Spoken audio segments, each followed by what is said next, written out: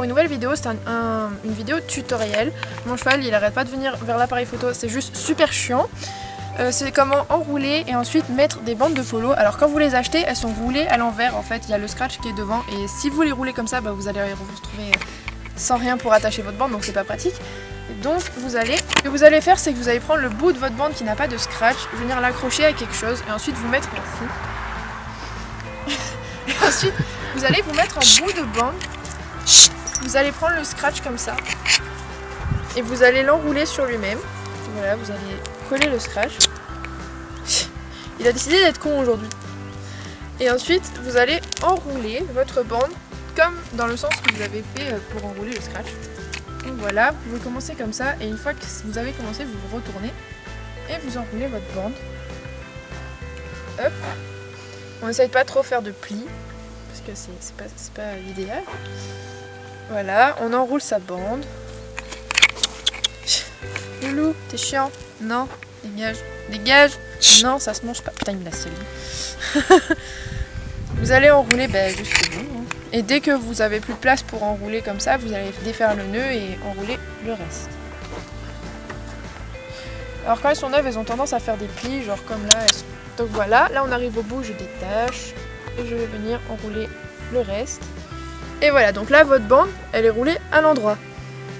Je vais vous montrer ensuite comment on la pose. On va venir enrouler la bande, on commence en dessous du genou. J'ai l'impression que je la fais pas du tout dans le bon sens. Voilà. Et on va venir descendre sans faire de plis. Et on descend progressivement en serrant sans que ce soit trop serré. Voilà, on englobe le boulet. Sans faire de plis toujours. Si ça baille un peu ici, c'est normal, on peut absolument pas. Enfin, on peut limiter, mais on peut pas empêcher totalement ici que ça baille. Et on remonte. On remonte. Bon, là le bout de ma bande vient de se barrer. On remonte. Hop. Non, non, non, même pas si fort. Hop. Et on vient mettre notre scratch. Là. Moi je la trouve un petit peu haute.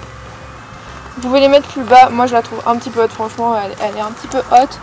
Après j'en mets pas souvent donc je suis pas quelqu'un qui est expert pour ça.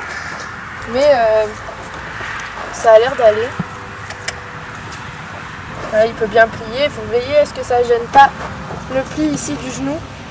Là ça va, franchement je la trouve un peu haute. Vous pouvez la baisser un peu. Après, n'hésitez pas à me laisser vos avis. Moi, je les mets un peu comme ça, mais après, j'en mets jamais. Moi, je les ai achetés au cas où, si besoin. Mais vraiment, c'est quelque chose que je mets jamais. Et si jamais j'ai besoin d'en mettre pour un cours, je demanderai à un professionnel avant. Parce que ça peut blesser si jamais c'est mal mis. Donc voilà.